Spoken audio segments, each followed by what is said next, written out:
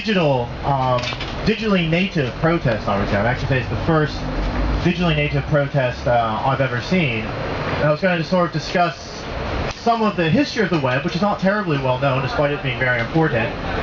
Some of its future directions, which are both very exciting and terrifying, depending on how you look at it, and some of the sort of practical security considerations that a lot of people as activists will probably face.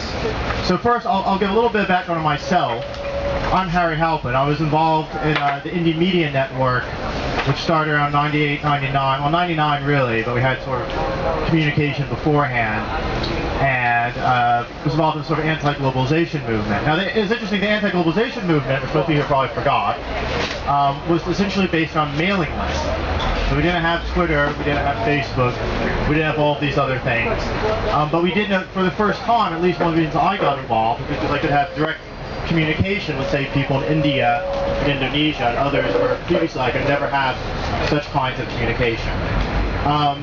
Then what happened is, of course, during the wave of repression after the movement collapsed, at least in the United States, I continued working on the web, but decided that, as activists, I was used to sort of creating tool sets for activists involving the web, but I thought it would be actually better to create these tool sets for everyone, so that anyone could use them, and try to build some of this architecture into the web itself.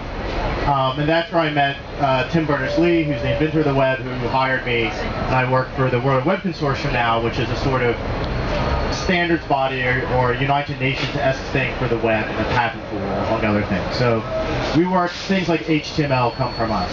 So I'll just give a little quick history of the web now. Now most people don't know this, but the